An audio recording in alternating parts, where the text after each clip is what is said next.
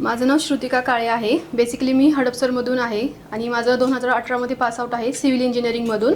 त्यानंतर माझा गॅप होता आणि आता मी रिसेंटली डिसेंबरमध्ये पुणेरी पॅटर्नमध्ये डेटा सायन्ससाठी कोर्स जॉईन केले होते. सो माझं हायब्रिड मोड होता आणि आता माझं सक्सेसफुली प्लेसमेंट झालेलं आहे. Thank you Puneri pattern and team. आपल्या स्टुडंट आहे श्रुतिका काळे. आज यांचं प्लेसमेंट झालेलं आहे कंपनीमध्ये. पुण्यामध्ये ही कंपनी लोकेटेड आहे आणि स्पेसिफिकली AI साठी प्लेसमेंट झालेलं आहे. महत्त्वाची गोष्ट तर ही आहे की डिग्री प्रत्येकाकडे असते, पण त्यानंतर वेळेवर प्रत्येकाला जॉब मिळतोच असं नाही. सो 2018 BE इन सिव्हिल हे एज्युकेशन बॅकग्राऊंड असताना, फॅमिली जबाबदारी असतानासुद्धा आज त्यांचं सक्सेसफुली प्लेसमेंट झालेलं आहे. चला तर मग जाणून घेऊयात की काय याच्या मागचं स्ट्रगल आहे, किती प्रिपरेशन करायला लागतं आणि आत्ताच्या ऑनगोईंग काळामध्ये जिथं AIच्या ओपनिंग येतात आहेत, पण AI साठी काय तयारी करायची हे सगळं आपण ह्या व्हिडिओमधून जाणून घेऊयात. चालेल तर श्रुतिका, आज कसं वाटतंय? खूप छान वाटतं. ओके. सो एवढा मोठा गॅप जो आहे आणि त्यानंतर आता तुम्ही रिस्टार्ट केलं, तर तुम्हाला कोणी मोटिवेट केलं की नाही मला आता पुन्हा रिस्टार्ट करायचं आहे किंवा करिअरमध्ये जायचं आहे मला असं? ॲक्च्युली माझी मम्मी पप्पा पण खूप सपोर्टिव्ह होते. सो जॉब करावा असं नेहमीच त्यांना वाटायचं आणि मलाही वाटायचं, बट ते लग्न वगैरे ते सगळं त्यामध्ये मागे राहिलं माझं. सो मग नंतर मी पाहिलं की AIमध्ये खूप आता जॉब ऑपॉर्च्युनिटीज वगैरे आहेत आणि ग्रोथ फॅक्टर पण खूप चांगला आहे. सो मग त्यावेळेस डिसाईड केलं. ग्रेट, खूप चांगली गोष्ट आहे. आणि मी आता येईल फॅमिली सपोर्टच्या ठिकाणी, कारण की बऱ्याच ठिकाणी असं होतं की मुलींची खूप इच्छा आहे शिकण्याची, पण त्यांना फॅमिलीमधून सपोर्ट नसतो आणि काही रिझन्समुळं बऱ्याच ठिकाणी म्हणजे नॉलेज असून किंवा स्किल असून पण त्यांना ड्रॉप घ्यायला लागतो. तर मला सांगा की आता ह्या जर्नीमध्ये जसं तुम्ही क्लासरूममध्ये आलात, इथे येऊन क्लास केला, तर घरच्यांनी कसं सपोर्ट केलं? सो माझे हजबंड पण खूप सपोर्टिव्ह होते. ॲक्च्युली माझ्या इंटरव्ह्यूच्या 2 वेळेस पण ते आले होते माझ्याबरोबर. अच्छा. आणि मला 2 वर्षांचं एक लहान बाळ आहे, तर ते मी माझ्या मम्मीकडे ठेवलं होतं. 2.5 महिने आता झालं. सो म्हणजे प्रिपरेशनसाठी. सो मम्मी पप्पा आणि माझे हजबंड तिघांचा खूप म्हणजे सपोर्ट आहे. आणि ॲक्च्युली माझ्या बाळाचा सॅक्रिफाईस पण. खूप मोठी गोष्ट आहे ही. आणि मग तुम्ही किती तास अभ्यास केला स्वतःला, किती वेळ दिला अभ्यासाला? सो मी म्हणजे कन्सिस्टंटली अभ्यास करत राहिले. कधी कधी 8-9 तास होत होता अभ्यास, पण कधी कधी 2-3 तास वगैरे व्हायचा. पण मोस्टली 8-9 तास मी केला. मी हे करत होते ना टार्गेट, म्हणजे data analyst and data scientist. So मी दोन्हीकडे म्हणजे स्पेशलायझेशन केलं होतं. प्रोजेक्ट वगैरे दोन्हीमध्ये करून ठेवले होते की जी ऑपॉर्च्युनिटी चांगली येईल ते ॲक्सेप्ट करायची. परफेक्ट. खूप चांगली गोष्ट आहे. म्हणजे बघा, आपल्याला हे दिसतंय की जर एवढं मोठा गॅप आहे तर त्यानंतर सुद्धा आपण आपलं करिअर सुरू करू शकतो, बट त्याच्या मागे 9 ते 10 तासाची एक जर्नी आहे हे पण सगळ्यांना कळणं गरजेचं आहे. मला हे विचारायला आवडेल की आता ज्या कंपनीत तुमचं प्लेसमेंट झालं आहे तर त्या कंपनीचं इंटरव्ह्यू जे राऊंड्स होते तर ते कसे होते किंवा त्यांनी काय विचारलं किंवा काय त्यांची अपेक्षा होती?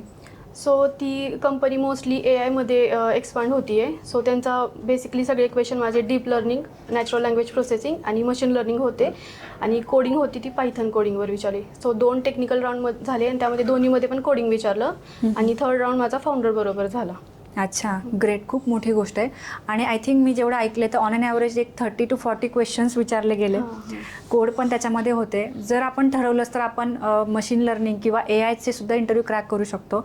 जर इंजिनिअरिंग इन सिव्हिल असतानासुद्धा जर आपल्याला ह्या गोष्टी मिळू शकतात तर ऑब्व्हियसली तुम्हाला तर का नाही मिळू शकत. तर मला याच्या पुढे जाऊन एक गोष्ट विचारायची की आता तुमचा जस्ट क्लास संपला आहे, राईट? का संपायचा आहे? संपायचं अजून 6 महिने तर झाले. अच्छा, अजून संपायचा आहे क्लास. तरी पण तुम्ही एवढी तयारी केली की जे ऑब्व्हियसली क्लास संपल्यानंतरही खूप मुलांना म्हणजे नाही कळत, नाही समजत आहे. याच्या मागे काय लॉजिक आहे किंवा याच्या मागे काय गायडन्स आहे? ॲक्च्युली मी आधी एक क्लास केला होता, पण तिथून काही प्लेसमेंट वगैरे मला भेटलेलं नव्हतं. सो मग मी इथे येऊन आधी कन्फर्मेशन तेच केलं होतं की मला प्लेसमेंट कॉल हवेत म्हणून.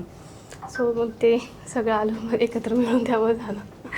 खूप मोठी गोष्ट ही. ॲक्च्युली काय होतं ना, आपल्याला मार्केटमध्ये अशा खूप साऱ्या संधी भेटतात की जे आपल्याला डायरेक्ट प्लेसमेंट किंवा आपले ऑफर लेटर, सॅलरी स्लिप हे सगळं मॅनेज करून देतात.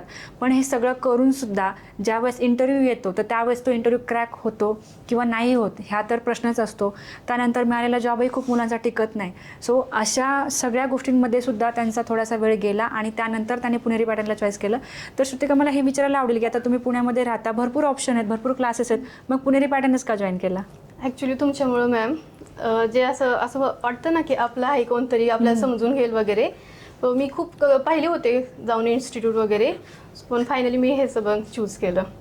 म्हणजे आपण न घाबरता वगैरे जाऊन विचारता येईल मॅमला की हां असा प्रॉब्लेम येतोय ते वगैरे असं. सो त्यासाठी. ग्रेट, खूप चांगली गोष्ट आहे. ऑब्व्हियसली आमचा सपोर्ट प्रत्येकासाठी आहे, इथून पुढे राहणार आहे. त्यानंतर मला हे विचारायला आवडेल की आता तिन्ही राऊंड जे झाले तर त्याच्यामध्ये कम्युनिकेशन पण इम्पॉर्टंट होतं. तर आता तुम्हाला कशी हेल्प झाली? म्हणजे आता आपल्या इकडे टेक्निकल पण चालतं, कम्युनिकेशन पण चालतं, तर तिथं तुम्हाला एक्झॅक्टली कुठल्या कुठल्या ठिकाणी हेल्प झाले?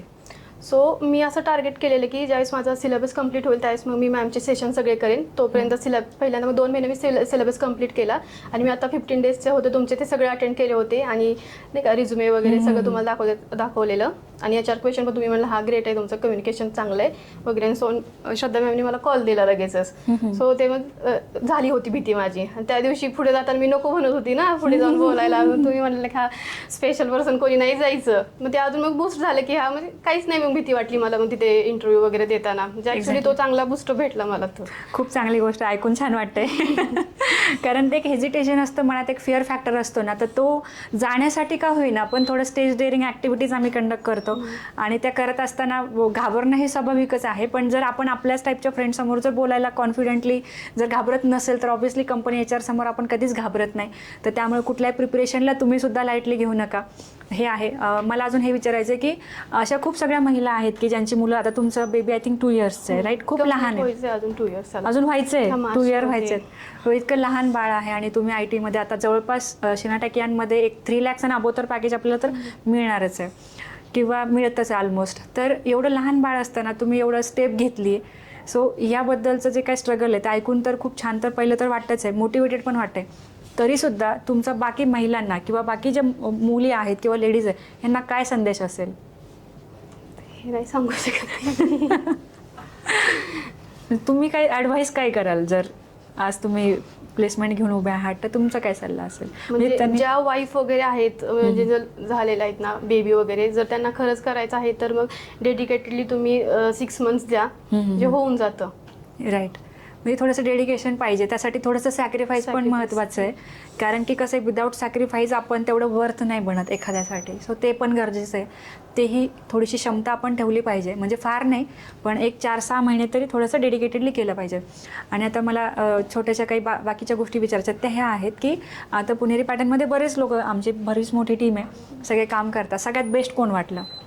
So Shraddha ma'am first, then Madhumati ma'am आणि प्रियंका मॅम. सो प्रियंका मॅमचं पण मला टीचिंग खूप चांगलं वाटलं, कारण मी यूट्यूबला वगैरे पाहिले होते, आधी पण क्लास केला होता, पण त्यांचं पायथनचं जे एक्सप्लेनेशन असायचं ना कोडिंगचं, सो मला क्लॅरिटी भरपूर चांगली भेटली की त्यामुळे मला कोड तिथे करता आले.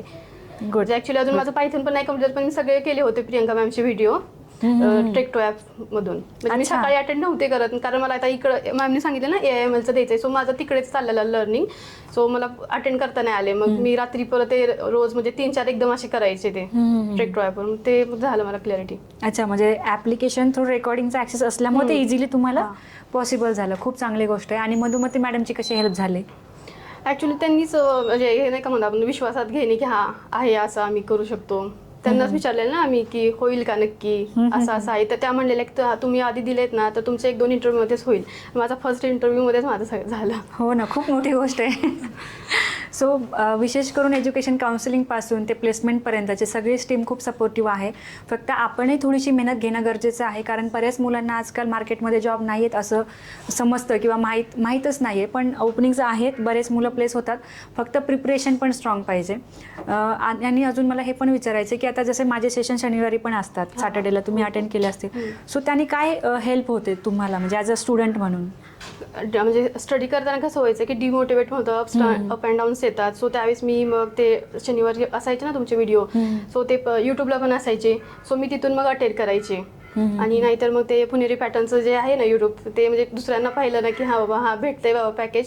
सो म्हणजे माझं सगळे ते व्हिडिओ पाहून झालेले आहेत लिटरली सगळे. म्हणजे आधीचे रिझ्युमे कसा बनवा, इंटरव्ह्यू कसा द्यायचा, म्हणजे मी त्यावेळेस नव्हती पण ना, म्हणजे 1 year पासूनचे मी सगळे व्हिडिओ पाहून झालेले आहेत माझे. त्याच्यानुसार मी रिझ्युमे पण बनवलं. म्हणजे आधी तुम्ही आमचं लेक्चर घेण्याच्या आधीच माझा रिझ्युमे पण तयार होता. बापरे. मी आधी सगळं प्रिपेअर करून ठेवलेलं की परफेक्ट. म्हणजे खूप इनडायरेक्ट खूप हेल्प होतीये थोडक्यात. म्हणजे वीकेंडला सॅटर्डेच्या लेक्चरमुळं कुठल्याही स्टुडंटला कधीही ॲक्सेसिबल आहेत ते सेशन्स आणि त्यामुळे आपली तयारी पण खूप चांगली होती. खूप महत्त्वाची गोष्ट बोललात तुम्ही आज.